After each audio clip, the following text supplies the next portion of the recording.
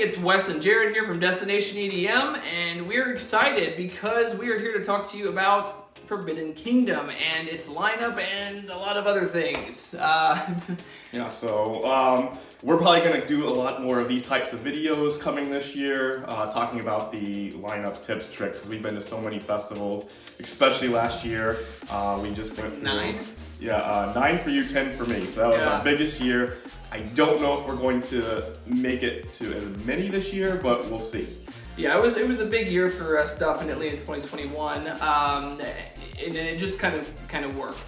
But yeah, I mean, we had a great year. There was we had a lot of fun. We filmed some things, didn't film other things, but we had an awesome 2021 year. Yeah, so you did too. And we'll continue to film sets as part of our major thing we focus on for our channel. So I'm usually the one that's behind the camera filming the sets for the most part. He will jump in and definitely film sets when I can't do it or I'm messing up. But he also is the one that records all the footage. He's messing up. But he's the one who records a lot of the footage for our after movies, things like that. So it's just a good partnership. We're able to get a lot done when it's us together. But moving right along, going into Forbidden Kingdom, this year they actually moved the dates to, I think they're moving it to the beginning of May, where last year it was in June. So big change there. It's going to be a bigger May for us, because we have EDC Las Vegas that happens in May. Yes. And then the weekend right after that is Sunset Music Festival, which they just announced that they're going to a 3-day festival. So May is going to be a busy month with these 3 festivals. Probably more videos to talk about all of that too, the lineup and all of that. But Forbidden Kingdom, with the new dates, I love it because I will tell you, last year it was extremely hot. It was the hottest festival that I've ever been to. It was, but I will tell you, I did have an absolute blast. Yeah. I thought it was an amazing lineup and it was an amazing festival. We did have VIP passes, and we spent more time probably in the crowd as GA than we did in VIP, but we had access to both. So last year was the first year that it was at the Orlando Fairgrounds, or the Central Florida Fairgrounds, and before it was in Boca Raton, and we never really went there. No, last year was the first year for us to experience Forbidden Kingdom. It was great, and we are going to go again. So, and for me, it was because it was in Boca. A lot of people liked it because it was a more intimate setting. I mean, it didn't have a lot of the production that it has now that Insomniac took over, and now it's in Orlando. But like the biggest thing that kept me away from it was because it was in Florida, because it was in Boca. It's something we would drive to, and that's like a 4 to 5 hour drive, which I hate doing. So that's one of the reasons why we never went. So what we're gonna do now is we're actually gonna go over the lineup, because there's a lot of new artists, some I've never heard of, admittedly, and some I'm very excited to see. We are kind of new to dubstep ourselves, and it's a great atmosphere. Yeah. So our big first dubstep festival ever was last year, which was Forbidden Kingdom, and then we went to Lost Lands. So we are not really deep into the dubstep scene yet. We're getting into it. It's actually something we really found out we really love. And we're not going to go over the whole lineup because the lineup is a lot. It is huge. And we don't even know a lot of people, so we're going to kind of just talk about some smaller points of the lineup, who we're like to see, who you should check out, because I did do some research on every single person, because I know so I can figure out who I want to see. All right. Well, as far as who I'm excited to see, I mean, this may not come to a shock to you guys, but as far as my list goes, I did have to kind of write it down here. So what we're going to go over is I'm really excited. I've always loved Keizo, Midnight Tyrannosaurus, Excision, the Detox set they have planned, Jessica Audiford back-to-back rated R. We have Murata, of course, and then Subtronics. To me, that is a given. We also have Vampa, we have Virtual Riot, and then we also, which leads to my next point, Virtual Riot back-to-back Barely Alive, which they did last year. The addition this year is they're adding a back-to-back Phase 1, so that might be an interesting set to actually catch. And then finally, Wooly. So those are my top artists that I really would like to see. There may be some scheduling conflicts, we don't know yet, but that's my top. Those are my tops for me, and there's a lot of others on there that I would, really like to check out. Hopefully I walk away from this festival with some new favorites. We would love to hear some recommendations from you guys. Let us know who we're missing out on. Obviously, other than what I mentioned, let us know, and then maybe we'll give them a watch. Yeah, so there's supposed to be 4 stages. There is a little bit of a rumor going out, and maybe one stage dedicated just to drum and bass, which will be cool.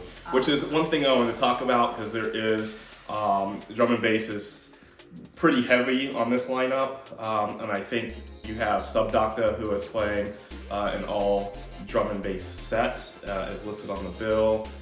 There's 1991, AMC, Justin Hawks, Roscoe, he's a big one. I don't want to miss Roscoe. We got to see him finally last year. We missed him a bunch of times after. But, absolutely, and he was awesome. That guy has some energy on stage if I have ever seen somebody hop around. That guy is awesome. So if you ever have a chance to see Roscoe, don't miss it. Yeah. And then as far as other drum and bass artists, I think you have K9, Muzz, and Delta Heavy. Delta Heavy, I'm not gonna miss. We got to see them in Asteria. Saw them at Lost Lands, and at Lost Lands, I can tell you, he captured my soul. Or they, I think it was a he. There was just the one there, but I felt so much.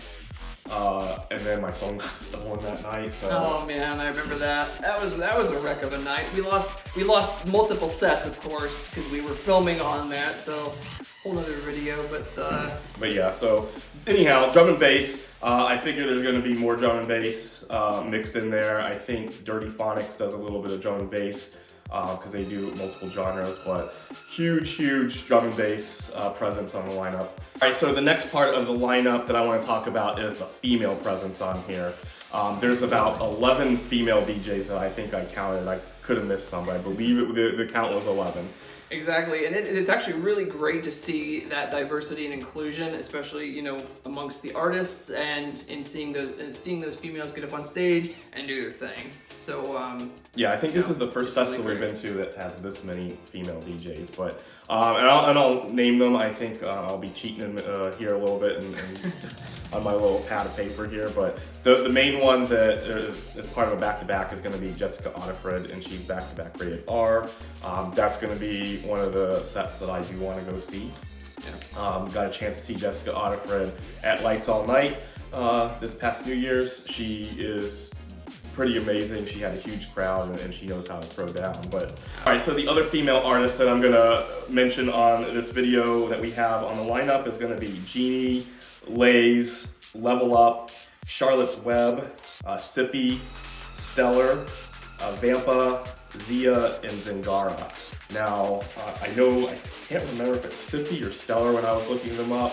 I know they're like really good friends with the festival finesser, so hey, how's it going, man? And we watch it, and we watch a lot of his videos going into some of these festivals to see who we should check out. So thanks to him. Absolutely. All right, and with the last one on that list, Ngara, she is actually a EDM vlogger. She vlogs at festivals as well. And then I noticed that on YouTube, and she also is out there DJing now, so that's actually pretty cool. Absolutely. But now going into kind of who I want to see. He told you everybody he wants to see, which most is everything I want to see too. I keep trying to shorten my list. I've shortened it down multiple times, but it's still long. It's still unrealistic because I know I'm not going to be able to see everybody. Right. I mean, the schedule conflicts always come later. But outside of everything he named, I'm going to tell you that big time. I want to see 1991, that drum and bass set. That one I don't want to miss. And I'm also down for anything that is drum and bass because I've actually become a fan of it. I think it's absolutely great. I always have a great time jamming to drum and bass. Yeah. So moving along, I do want to see Bear Grylls. I did get to see him at Spring Awakening. It was a great set. That's the festival that he missed, but I wouldn't mind seeing him again. But Cannabis, Roscoe again, Delta Heavy we talked about. DJ Diesel, I do want to see. He's getting a lot of popularity. Never got a chance to see him, even though he's up there DJing other people's songs, but apparently he's very energetic. People love it. He throws down and plays pretty heavy sets. So hopefully Forbidden Kingdom I'll finally get to see him. There's a lot of, and the one thing I didn't mention is a lot of the back-to-backs that are happening at this festival. Yeah, there are quite a few. For me, I want to see Dirt Monkey back-to-back Subdocta. And I may pronounce this wrong, but it's Dodge and Fusky back-to-back Bainbridge is one that I want to see.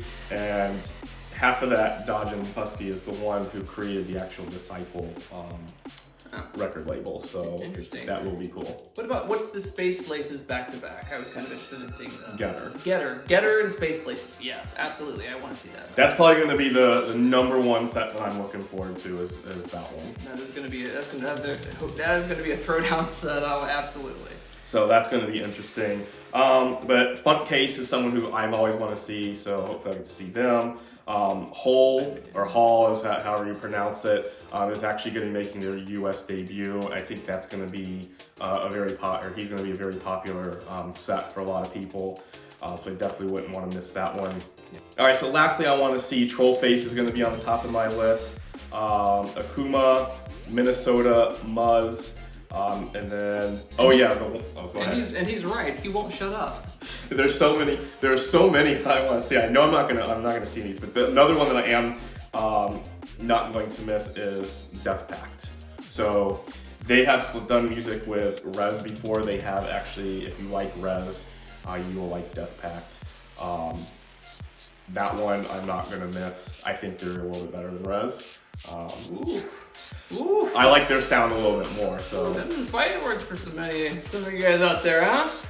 But definitely check them out, Death Pact for sure. But everything that he named is stuff that I want to see, as you can see. I'm not going to see it all, unfortunately. Exactly. We all know that there are going to be scheduled conflicts, and which, that comes out later when we know the exact set times and maybe a separate entire video. What are we going to do then after we named all of the people we want to see? Well, we'll find out. And like we said, we're going to film set, and if you want to leave us in the comments below who you would like us to film, we will try and do our best to do that. It may not be possible, but if we see a lot of people naming one artist, and that will prompt us to maybe go do that for you guys. So just let us know. Yeah, absolutely. Just drop some videos of what to do, or drop some comments on what to do, and go from there. I guess next what we can kind of jump into is, was the VIP worth it? The experience, was it all that it's cracked up to be?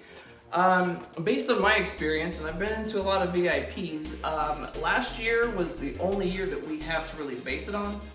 So we can't really compare from previous years. What I will say is, I do not think that it was an oversold VIP, meaning I had room to move around. I felt comfortable when I went in there to stand or be not shoulder to shoulder with somebody else. What I will say, if you got the money and you want to spend it, definitely worth it. At least as long as they don't oversell it. Things do change. As far as last year goes, it was great. It's one of the most one of the more affordable VIPs. It is, I think, $249 for the VIP ticket. You do get the expedited entry, just like everywhere. That was actually worth it. The viewing areas, though, unfortunately, I don't have a lot of footage from last year from the viewing areas, but we'll throw some up here where you can see on the second stage. It is kind of off to the side, but you can see some viewing area. It's great views. And then for the main stage viewing area, again, off to the side a little bit, but not too off to the side. Yeah. You still get an angle, really great view. And then if you go up to the front, I think you went up to the front, and I didn't get a chance to go up there. What was the view like up there? Yeah, so when you kind of go up front, it does make the stage kind of turn a little bit more, so it's kind of going, you're looking at it at a sideways distance. But there's plenty of room in VIP where if you would like to go back, you're kind of more looking at it just at a slight angle. So they plan it very well. It's very well laid out. But it was like right in front of the stage, though, right? Too. Yeah, you're very close to the stage as far as just on the side of it. So it was definitely really great. I will say though, if you were not wanting to spend money and you're trying to penny pinch, and that's fine. Many festival goers need to do that. It's not 100% necessary. I will tell you, we were in VIP maybe 10%, 20% of the time, if that. Most of the time we were out filming sets and we had access to everything, but we only really utilized 80% of the time the GA passes. So to be honest with you, it's not 100% necessary, if you don't have to spend it. I'm going to disagree with him a little bit on that. But outside of the main VIP, we got did they give lanyards and stuff? They did. There are perks, correct. There lots of photo ops in VIP. There are. Lots of photo ops. There's lots of gifts they give you that you normally wouldn't get. Candy's World was in one of theirs. So you can make candy. They had a little beauty bar.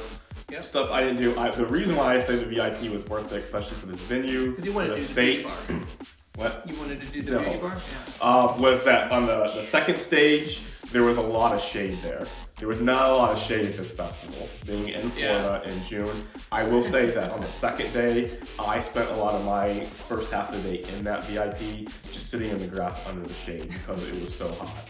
It was a very hot day. So that is worth it in my opinion, but I mean, you get a lot of free drinks and a lot of free goodies. No, I think it was just mainly the lanyards was the cool thing. Right. I mean, you also get the pens.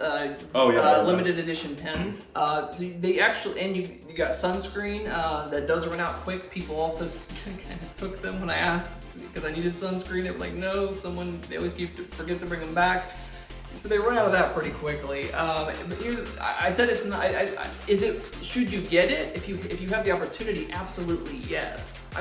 My thing was I don't think it's 100% necessary if you can't afford it. Don't overextend yourself if you need the money. Yeah, but it's worth it though. I mean, for the price, I will say it's worth it. I will agree with that. If I go back, most likely it will definitely be with VIP.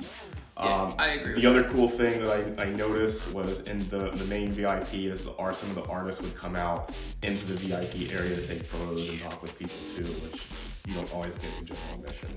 Correct. Yeah. The last few things that we'll talk about here, so we can wrap this video up.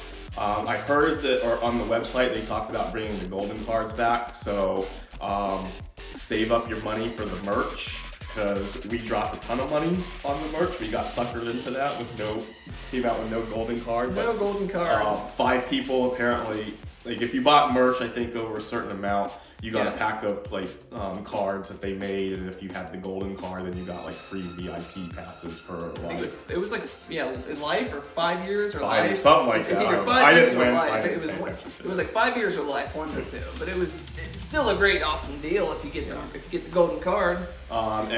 People, and that was smart, because I will tell you they sold a lot of merch because of that. Absolutely. People were lined up like crazy. I probably won't go as crazy on the merch this year. But the last couple things we'll hit on is the festival does end at 11 p.m. both nights, so it's going to end a little early. So if you kind of leads you into after parties and things you can do.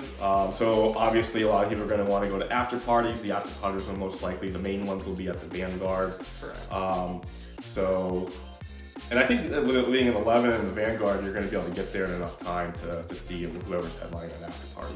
Yeah, it's not too far away from where it's being held. It's not too far. It's just the traffic sometimes is what can be a little crazy. Exactly. Not to mention, obviously you make your plans with the festival. It takes time to get out of the festival when it's done. It's up to you if you want to stay for that entire time to see everything and then go. But you should have enough time, because usually they go on a little bit later. So that leads us into our final thing and our final segue here, which is the transportation. So I heard that they're kind of looking into possibly doing shuttle buses this year, and that would be a cool thing. I would probably take the shuttles. I always love shuttles. I don't want to do the driving. But we did last year. We Ubered there because we were supposed to have a friend that was supposed to come and then take us back, but then it rained the first day, she got wet, and then she left. And so we had to have our own ride back, so we had to Uber.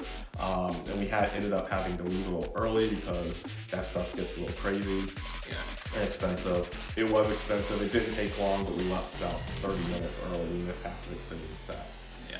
The second night, we drove. So I will tell you, I think you do have to pay to park there. It's like $20. It's very easy to park there.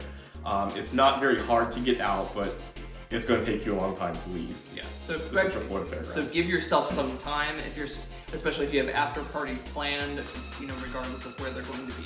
Because of the way they flow everything, I think it's basically they use one little dirt road out, which leads to a traffic light. So everyone's going to be leaving at the same time. You're going to be sitting there for a while. After day 2, we just sat in the car for about an hour to let people get out. It was still crazy. It was still a line. We ended up sneaking in and getting out pretty quick. So. Yeah, I mean, we just really kind of chilled, listen to music for a little bit, let people do their thing. It was pretty crazy.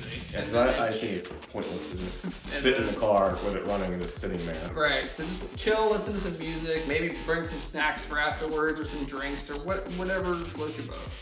Yeah, and then we drove from Orlando back home to Tampa the same night, which is about an hour for us, so it's a straight shot, so it's not too bad. But a lot of people probably stay in Orlando. Right. Maybe at a hotel or a friend's house, whatever you're doing. Airbnb. Don't stay at any hotel right around the Central Florida Fairgrounds. It's not a very nice area, and I'm sure those hotels are probably not that great, so don't do that. Yeah, I would definitely agree with them on that. Again, if you're planning on going to Forbidden Kingdom, hope you have the best time of your life. Stay safe. Absolutely. We will see you there. We'll see you at a few other festivals this year for sure. Definitely. I'm super excited. I hope you guys are too. We'll probably be back for a lineup discussion when it comes to the actual times. So thank you guys so much for watching. Destination EDM, Wes and Jared out for now. See you guys later.